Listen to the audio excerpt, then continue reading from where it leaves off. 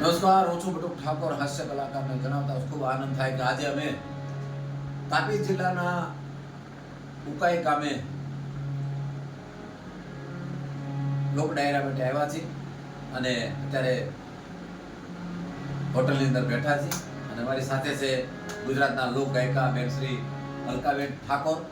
એમને આપણે વિનંતી કરીએ કે સરસ મજાનું એમને જે મનગમતું ગીત, ભજન, લોકગીત જે એમને ગાવું હોય તે આપણે સંભળાવે અને આપણે બધા એને ભાવથી સાંભળીએ.